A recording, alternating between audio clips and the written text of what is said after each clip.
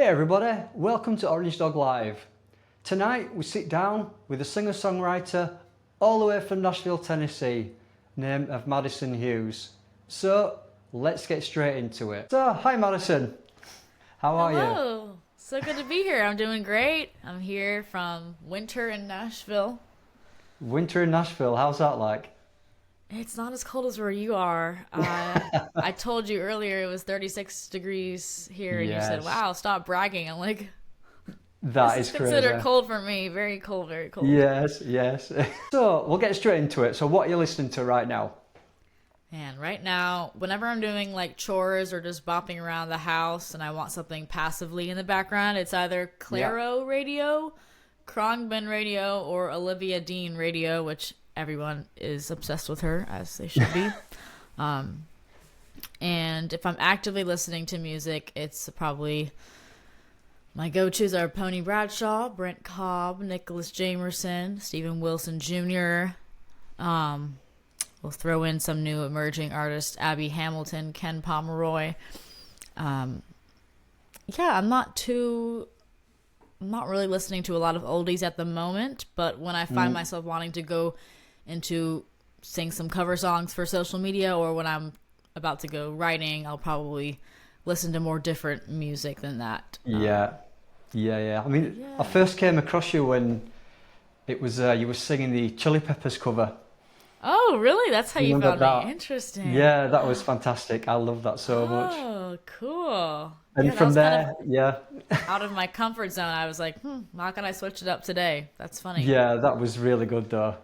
That was what kind of got me listening to you quite a lot. Yeah, it was Wow, really good. okay. I know you've done other covers as well, kind of thing, haven't you? You've done the I know Springsteen one as well, haven't you? Yeah. I've, that one really helped me gain my whole following, honestly, the Bruce song, Did it? Yeah. Dancing in the Dark. Yeah. Yeah. I've got to get back into posting mode. I'm kind of in a winter hibernation Yeah. season, Yeah. so it is it's easy to get burnt out when I was just doing so much posting all the time, cover songs Yeah. all the Yeah. time, and um, yeah, I put a lot of effort into them. I have to like put up my whole audio setup and get the video and Yeah. get the right background, and it is time consuming, but it's how I got mainly. I mean, that's how I got any of my fans was just from me putting myself out there on Yeah. Instagram and stuff. So Yeah. Yeah. It helps. What was the other one? The Poison cover, was it? yeah, yeah, the I Poison mean, cover's doing really well. So funny. I did not think yeah. that would be popping off on my Spotify algorithm because I it was on this renditions album I did in 2022 after I tried out for the voice show. That was the Yeah. song I Yeah. sang on there. And so Yes, it was. I Yeah. didn't really have any like good originals at that point, so I just put a covers album with my Yeah. voice cover on there. So Yeah. So, what the first song that you can ever remember hearing? Like your first memory of a song that you can ever remember of music? it's probably these boots are made for walking. That's just what Oh they yeah, do. yeah, Yeah, it's that one or another core memory song was "Come On Up from the Rising" by Bruce as well. So those two really stick out to me as like very vivid. Like I remember yeah, where I was when I heard that too. yeah, definitely. So, I mean, when you was young, then was you growing up in the house? What music was playing around? I always say Was it? like the typical dad rock, mom rock. So at that time, I grew up in the '90s, so it was Yeah, like the Cranberries and all the cool. classic rock songs of the British rock as well. And we So, didn't what kind ever of hear British like rock? classic country. Is Led Zeppelin from there, right? Yeah, Pink yeah, Floyd. Yeah, yeah, okay, yeah, I'm right. Like get my music history right. The Who. My dad loved the Who. Oh my god. yeah. So, Um, did your parents have different tastes in music then, or was yeah, it? my mom loved like Dido. Who else? Sarah McLachlan. Like a lot Yeah, of the female '90s. Nora Jones, yeah, Cranberries. Yep. Cool. But we never cool. had actual country music in the household. Oh, really? Ever. I never heard any. I was like, I didn't know who George Strait was till I moved here. Like, I did not know the whole. No, I'd heard of Dolly Parton. She was the one person I knew of. But... Yeah, obviously, yeah. So what got you into country music then? What was it? If it wasn't playing around your house?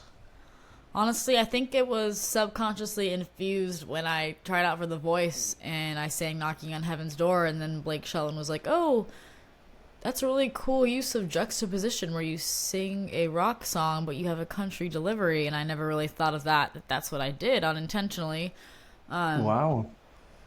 And I didn't mean to like sound quote unquote from the country or whatever. Wow, yeah. And then from then on, I remember like, oh, like I would play at his bar, Old Red, and I dressed up in this like super country red shirt. I'd wear that all the time. And looking back, I'm like, it's just not my style at all. I don't know. I don't know how I really got wrapped up into that. I guess your environment plays a big role. Like living here, of course, in Nashville, it's kind of country overload a lot.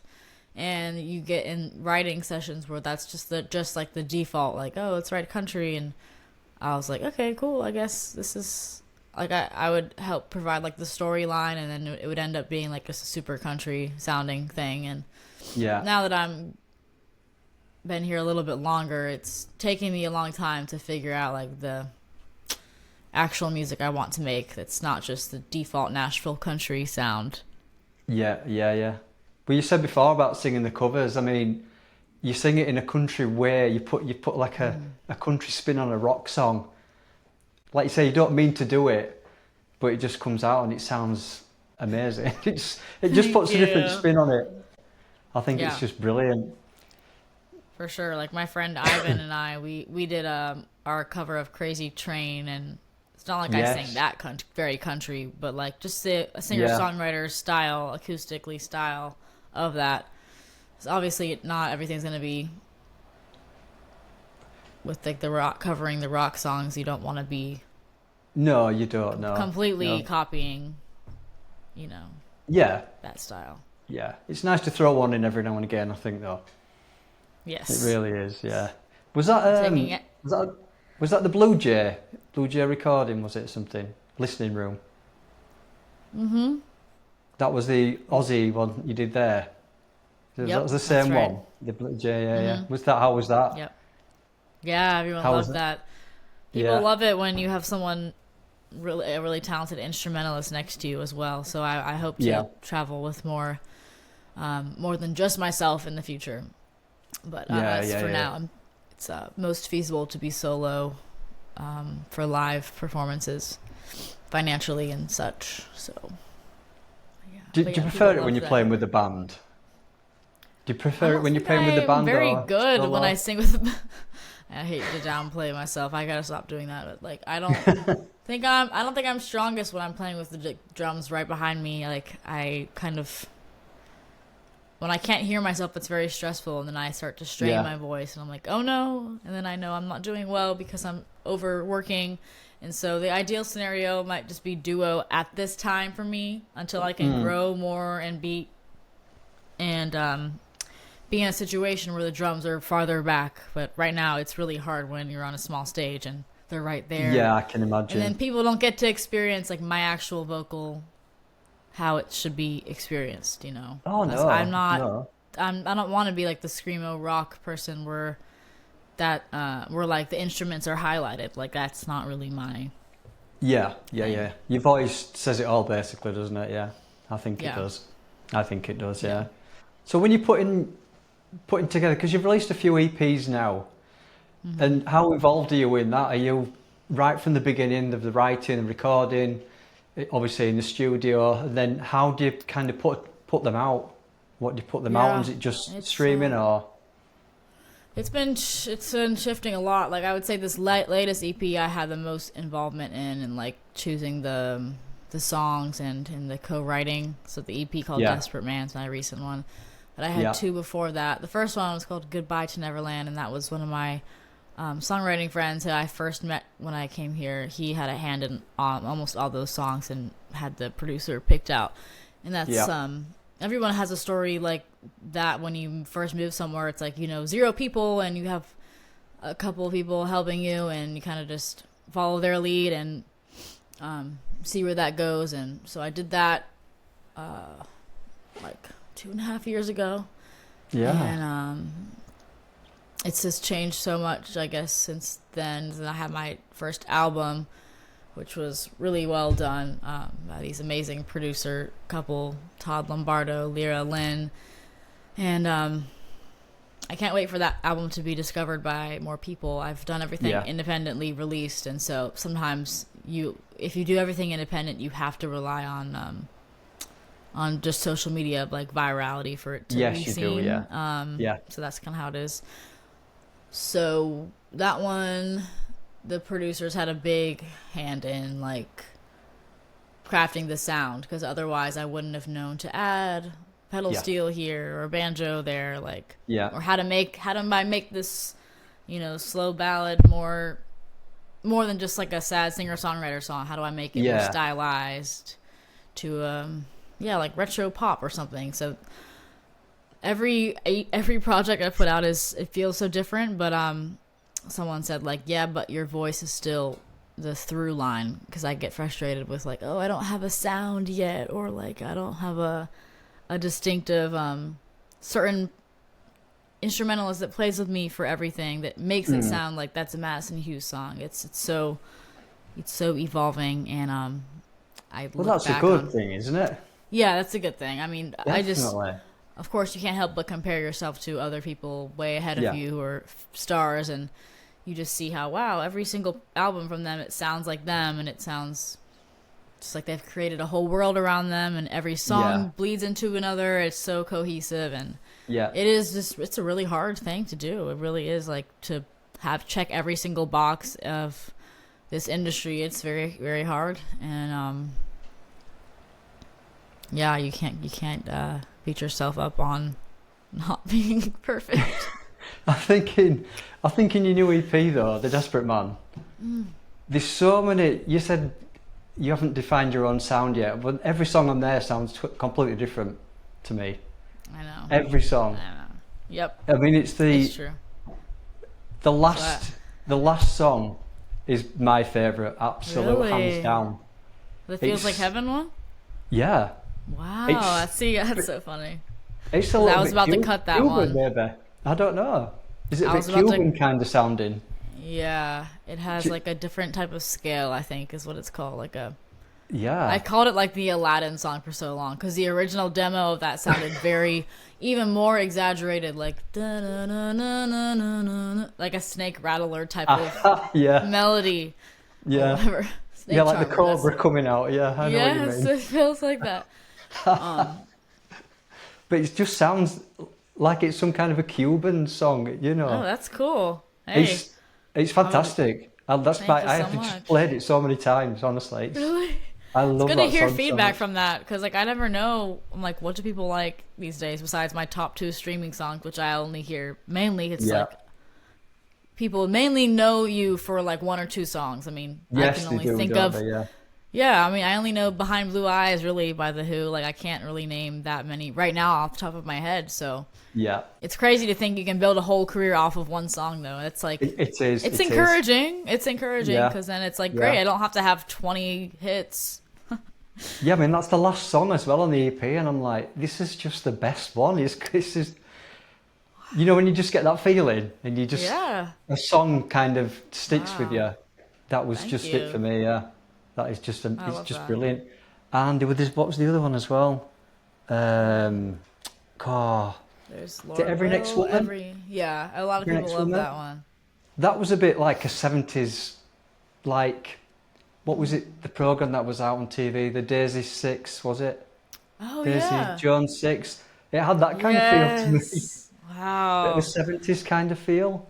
I love that movie. They have that one song, and what's that one soundtrack in that movie that's Look at Us Now. Oh, that's we it. can make a good thing back. Yeah. Kind of similar themes of that of that a heartbreaker kind of song. Yeah, definitely. But yeah, because like it's obviously "Desperate Man" is the title track. I mean, you know, it's a good song, but the other one just blew me away. Really? Wow. Honestly, yeah.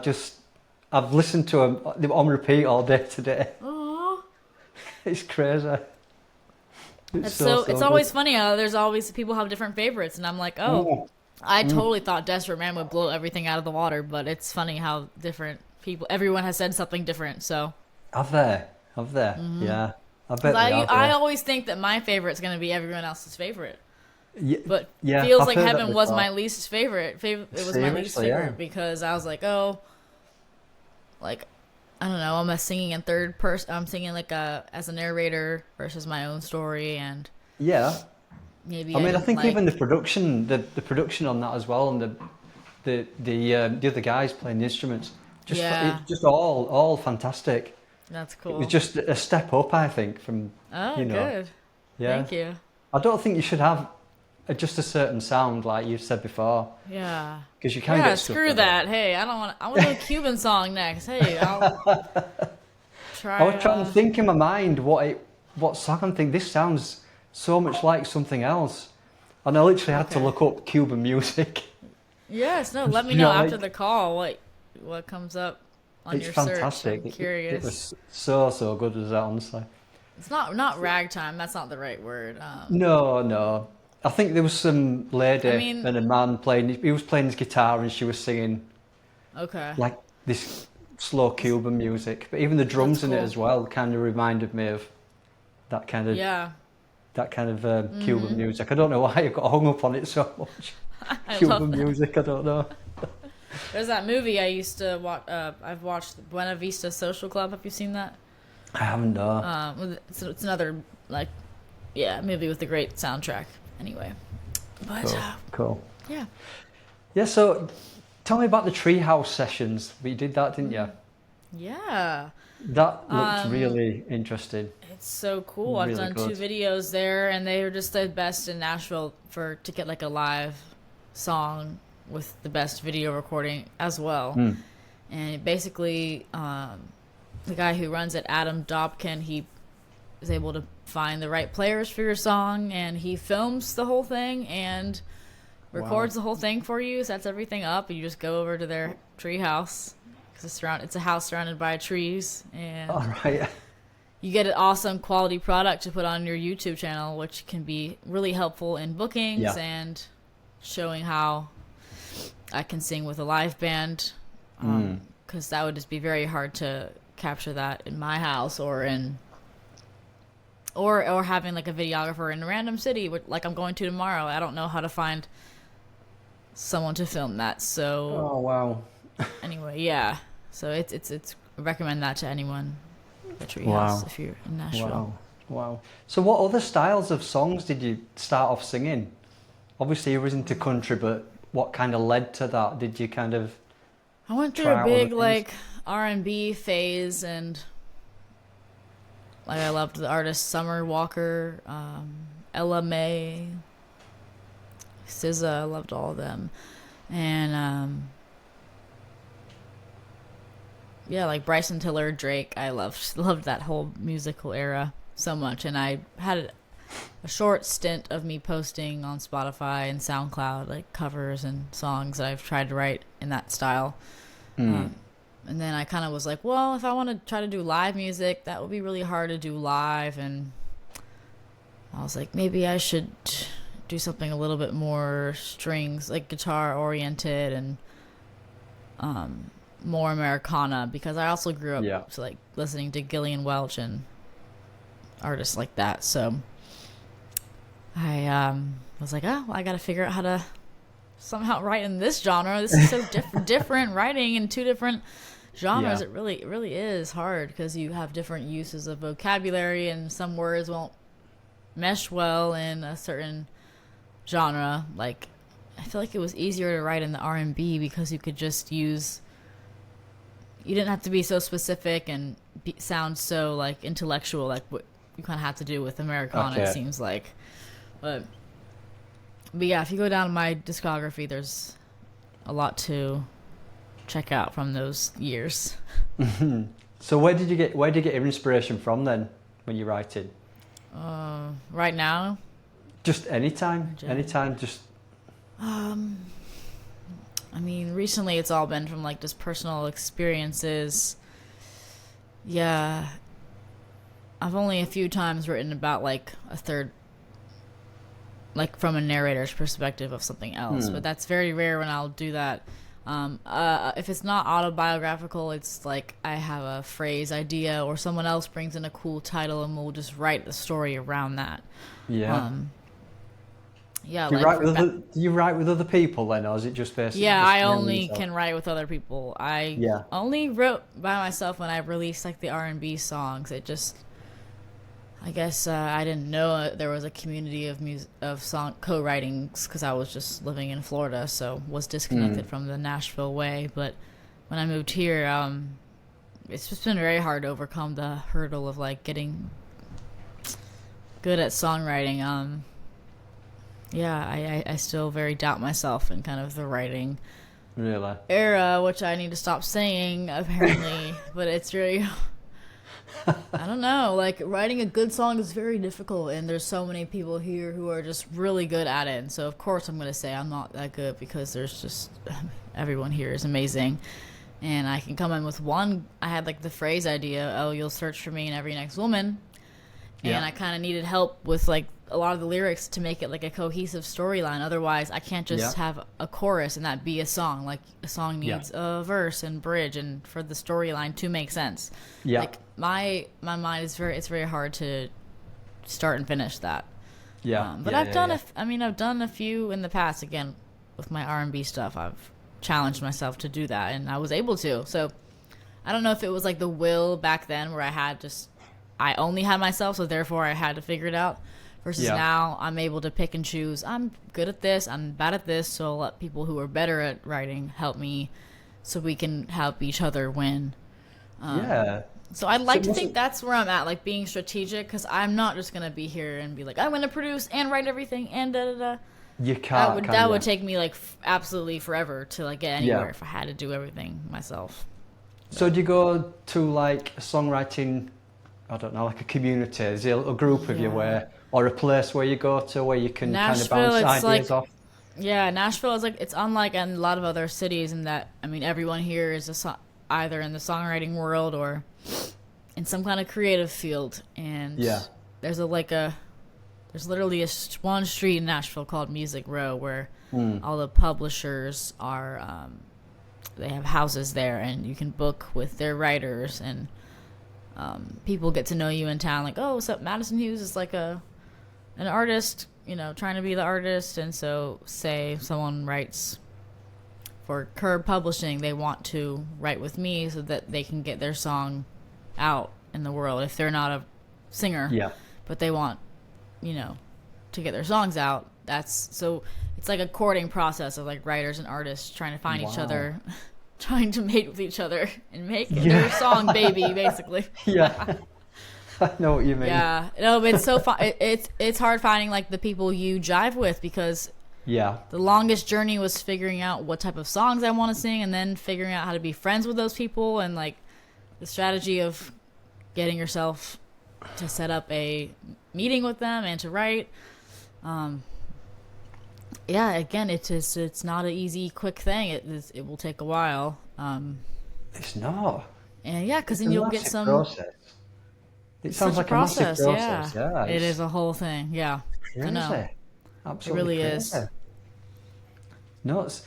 So when you was first starting out in, I don't know, like when you was at school when you was really young, what kind of got you into music? What was the spark that kind of lit the fire, kind of thing? Again, I'll always remember I had this one little coffee house performance, like in middle school, in my hometown, and I was very reluctant to play in it, but I was forced to by my mom.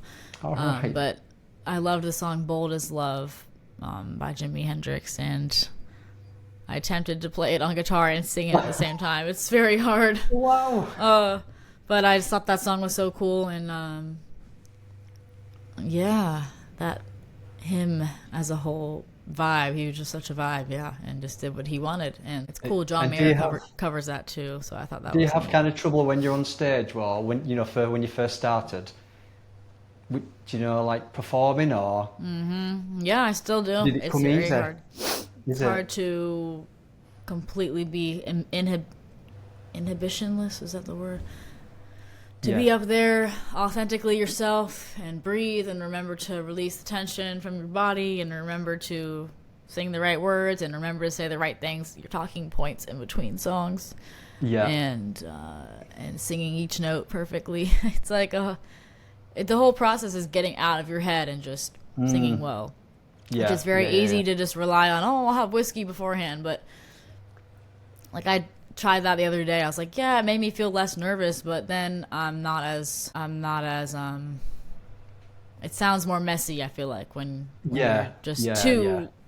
Drink don't doesn't care. help. Yeah. It doesn't help that much at all. No. Yeah, so I probably won't use that as a strategy anymore. So you gotta learn how to be bold in the moment without any Yeah. substance, so You should do. So tell me a little bit about this tour. This yeah, I finally have someone helping me with booking shows. Shout out to Cool. Juniper Roots Cool. Touring. And yeah, he's able to book me solo shows right now. And we're doing Ohio, 2 shows in Pennsylvania, and 1 show in West Virginia. So I will be solo driving. Unless there's any college kids, in the Nashville area that wants to come along for free for the experience, which I doubt. I'm like, I interned so many places for free, but I don't know if anyone would want to do that. But throwing it out there. There's Otherwise, always it's I mean, there's got to be someone that wants to just like learn or just help for 4 days, but it's Yeah. literally tomorrow, so it will be too late by then. No. Yeah, it's like it's hard finding people that like can help and want to help you on your journey when they know you're just starting out. Like any investment takes a long time to see. Yeah, I think the favours get returned, don't they, as well. So, you've got to help each other, I think, in that situation. You've got to do 100%. Yeah, but I'm excited. After this, I'm going to pack the car with all my merch and figure out all my signage I need to bring, and got to figure out how to make a QR code somehow last minute as well. I guess I'll just go to FedEx and print one. But my dad's like, you need to have a sign with your name and a QR code right there where people can make it easy for them to go find you online. Absolutely, the easier the better, yeah. You see the big massive QR codes on the back of wagons and everything and lorries. I know. I'm like, it's so ugly though. It's not cute. Doesn't matter. No, it doesn't matter. Doesn't matter. Be smart, Madison. So what kind of venues are you playing? So sometimes there'll be listening rooms. Sometimes there'll be breweries / bars where there's some we have them over seating. here. Yeah. Seating but where music is emphasized. It's no longer like the hotel lobbies, which I used to do, or like the Italian restaurant where you're just up against the corner, like piano, play us a song, piano man. Like it's not that type of thing. These are venues for music where you're getting a guarantee amount and you get to bring your merch and set it up. And so it's very exciting. It's like definitely a step up from what I've been doing before, and It is. It's getting yourself out there as well, I think. It's more people come and see you. Absolutely. Yeah. It'll be cool to see how do I get people from Instagram out in person. Like, how do I make that connection? So that's going to be the hardest thing for me, but we'll hope it goes well. So how many days is that? This one will be 4 shows in a row. 4 shows, yeah. Cool. Is that? Yeah, the next 4 days, yep. And then I'll have my big break, long Christmas break, which everyone in Nashville does anyway. So we'll all get to reset in the new year. And I'll try to be my healthiest self in the 2026. Healthiest my goal. Oh yeah, So I got this whole blood panel done. I'm like, where can I need to fix this, and this? Literally. No. I know. I've got a whole bunch of resolutions of things I have to change and be better. And anyway. Yeah. So what have you got planned for 26? Have you got anything else planned or? So all I know so far is my friend. I have two guy friends that we co-wrote songs together. We're gonna put those out as singles, I believe. Yeah. Other than that, it's yeah, figuring out what is my next move, what is the next body of work I will put out. That's still not been figured out yet. So Have you got songs that that is like TBD. have you got songs like you wrote when you was younger, and you might want to revisit? And Yes, I still have this like long running. Oops, I have this long running list of like unreleased songs that I'll play them out at shows and stuff. But probably around 8 or so songs that I haven't recorded yet that I'll find a way. But whenever I put together like a project, album, EP, I want them all to fit genre wise or like fit somehow, kind of make a theme or something, not just like a random playlist of random songs together. yeah, It is just hard to do alone though. So whoever I end up working with, like either producer or something, it will just be nice to have like a teamwork aspect where they can help me. Let's do a ballad here, and then let's put a upbeat song here. You just need another perspective, don't you? I agree. I think that's important. Like I used to be like, no, lone wolfing it. I don't care. Yeah. But then sometimes your family doesn't want to be the person to say, hey, like, that's a stupid outfit or that's a bad song. So it's nice to have a team member that can think from that perspective or think, It is somebody who's just going to be honest with you, I think. Yeah, someone will be like, that t-shirt is terrible. Don't sell that merch. Yeah. And I was literally, my mom had to be the one to be like, you got to throw this Tiger whatever shirt away. I don't think no one's buying it, and I have to be the one to say it. So I was like, okay. So you threw it away. Or did you keep hold of it? No, I threw it in the dump, and then I woke up the next morning and someone had taken it out of the trash can. I'm like, who's going through my trash? I guess the waste guys were like, hey, why are you throwing away all this awesome merch? Yeah. And you'll probably see it on eBay or something like that. I know. Somebody selling your merch for you. So like in Nashville then, tell me a bit about it. The typical day in Nashville. Oh yeah, it starts with a workout class and coffee for me now. Yeah. I think that's most people. You get the morning to yourself, and then you have your writing sessions around 11 a.m. if you've got writings booked, which right now I'm pretty open calendar. I've been just in break mode because I just put out an EP and stuff. Yeah.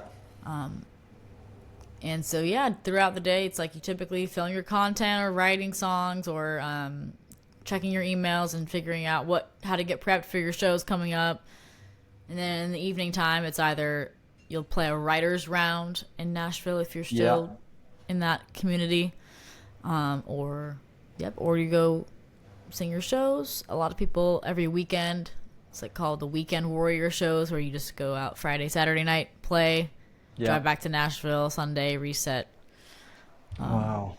But wintertime definitely slows down here, and everyone rests because it's important to do that when you're running yourself. So crazy. do you find yourself writing most days then?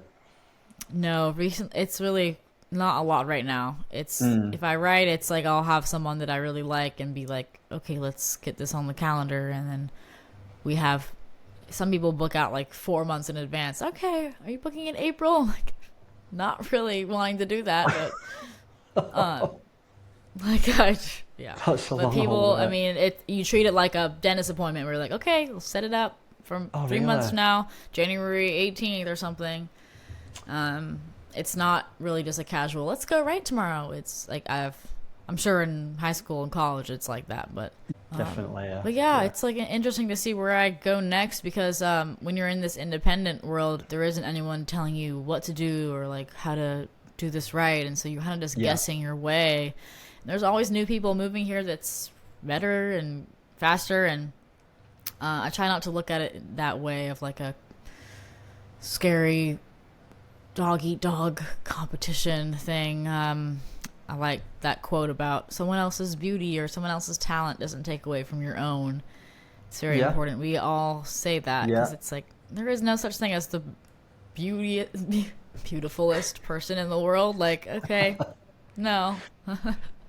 There's multiple. Everyone. Yeah, I mean, you could find yourself, like you said before, just thinking about like the other stars and trying to write like they do, or you know, compare yourself with them, and you just can't, can you? You just got to be yourself, I guess. You know, Yeah. you've got to write from the heart and just be yourself. 100%. I think that's the best thing. Yep. Had Yeah, someone had a definitely. random person the other day, just out of the blue. Hey, you know the best advice I've ever heard is, you can only be you. Like, thank you. Thanks for that. That's right. So make sure you're being you. Yeah. Thank So, you. do you know what you said about before about, I think I might ask you about playing live. You know, do you prefer the studio or do you prefer live performance? I probably prefer the studio if I can control the right settings. Yeah. Sometimes I get frustrated with how many vocal takes I'll have to do, but I do appreciate it if people in the recording room will bear with me and wait till I can get it right instead of Yeah. quickly rushing me or moving on to the next thing. Yeah. A lot of songs I have recorded here at my own home little setup like this. And then live, I do get excited about playing live in different cities outside of Nashville. I really don't like playing in Nashville because I feel very judged and suffocated, and I don't know. That's just how it is. Any kind of, I Are guess you it's judging like, yourself then, or do you mean other yeah, people? because then, as you know, everyone else is looking at sizing you up type of thing. It's just, I'm trying to think of another example of like another industry where it's like that. There's just the immense pressure, and like everyone else in the room does the same thing as you, so they're looking. Okay, It's not right, like yeah. it's not like Yeah. I'm on Mars and everyone's like, oh, I've never seen music before. Yeah. Wow, you're great. Yeah. Yeah, I didn't think Yep. of it like that. So, is Nashville a long-term thing for you, or? I don't think so. I mean, a little longer, but I do value other things besides just career, so I want to put in other What other did factors. you do? So, what did you do when you was in when you lived in LA? Oh yeah, that was only 6 months, but I pretended like Okay. I lived there. Yeah, Same with well- Atlanta. I'm like, I lived there 3 months. Well, 6 Lived months in is a long London for time. 2 weeks. No, I 6 was months just is a long doing like time. I was like video vlogging for other people, like for Okay. YouTube influencers. It's random stuff, yeah, making All content right. for other people. But I never told them that I was a singer. I was too scared. I was like, Oh, no, I'm no. not good. No, I can't let you know that. It's just it's a bad networking mentality for you to not speak up about what you also do. Like, I should have known. Yeah, but- yeah. So, did you not do any like open mic nights? No, when I you was there? I was out of that whole music. I was not pursuing it when I was there really at all. Wow. And I can only imagine my parents. I bet they were like sad about that. But Yeah, I was very. I hadn't really started music till after The Voice. Like, I hadn't really started to decide like, oh, this is the path I'm going to be on. Before then, it was Wow. not at all. I just had too much doubt, and I was like, I can't do it. I don't know which. I don't know. I mean, so much. I feel like so many people who are successful just have this invincibility about them. That's, I don't know if they must be faking it to feel that way, because I don't know how you can just be like that on the inside. Just be like, I'm amazing and awesome, and nothing's gonna stop me from doing this. Like, Yeah. Oh, I you're just truly so. don't know people that have that mentality. I don't get it. Well, you're And so full what of confidence. what person wants to just just don't drop care what other- everything? Yeah. Yeah, and you want to drop. You don't care about anything else except for this one thing. I just don't Yeah. like that all or nothing mentality. Yeah. Really. I think a lot of So- people though they've got to make the leap at some point if this is what they want to do, whatever career path it may be. I think you've got to make that leap, haven't you? If you know, but you still sound very, very doubtful about it. Well, I I just don't don't want to know give up why. other things. Yeah, I want to have a life, and I want to enjoy my surroundings and not just be full in on one thing. I know so many celebrities, they're like seemingly successful on the outside, but it's like, Yeah. oh, my home life isn't good, or I'm depressed on the inside, or it's running me into the ground, and I never want that to be my story.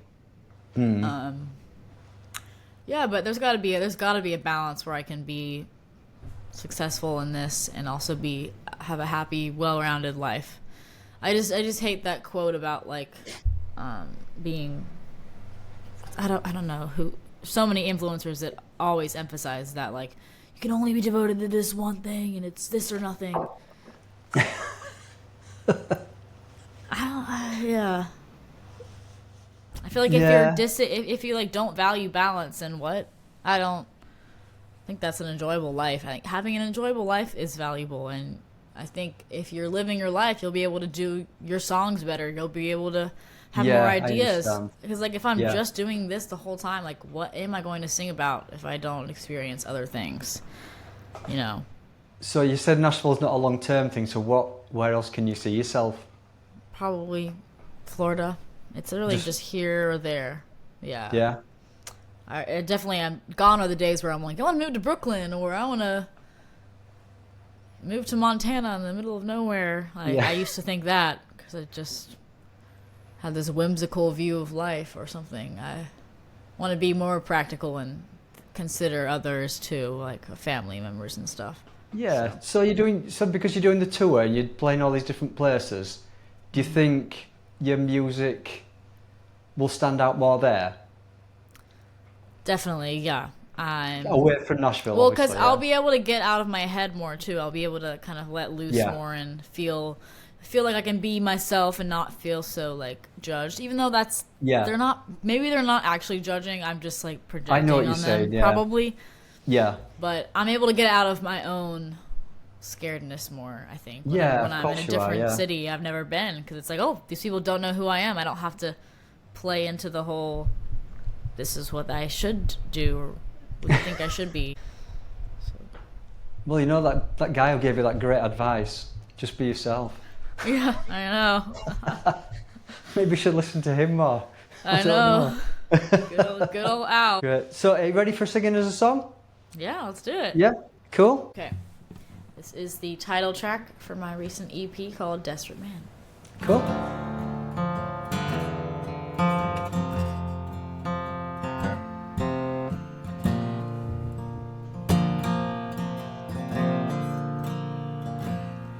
I know it, you know it, you've noticed I ain't done.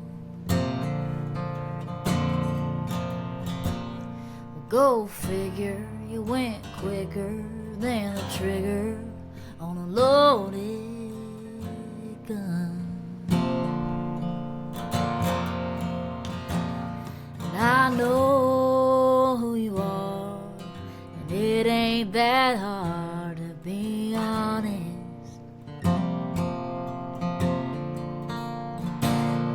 And honestly, it ain't all what it seems, but I still want this. Even though I shouldn't miss you, giving or give you a second chance. You know that I'd suffer, walk through the fire for a desperate man, for a desperate man. Do anything that I can for a desperate man. You and me have history, can't unsee what we did right. But if I'm a fool, baby you are too. I can't undo the fact that you're mine. Even though I shouldn't miss you, will give you a second chance. You know that I'd suffer and walk through the fire for a desperate man, for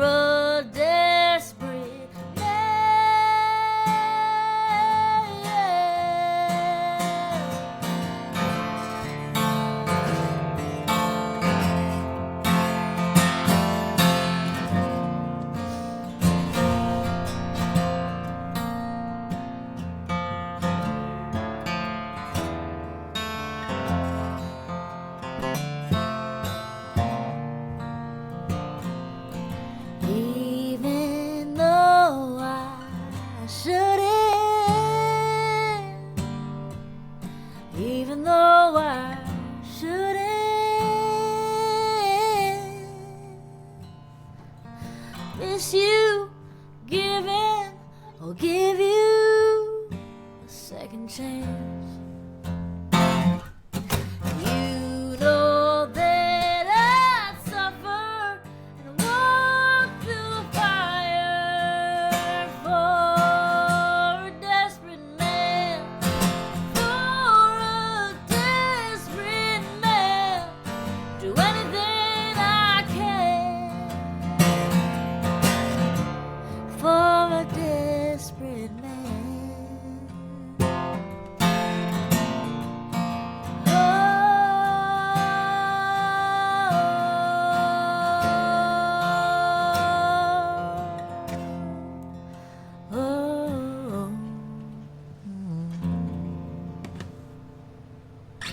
Thank you. Hopefully you didn't blow your ears out there. That was awesome. No, you didn't blow my ears out. That was so good. Honestly, thank you. That was just amazing. Oh, Thank you. really? Thank you so much. Thank you for having me. I'd normally ask people if they could come in and do as a live session, but obviously I'm not going to do that with you because you're a bit far away. Yeah, that would be hard.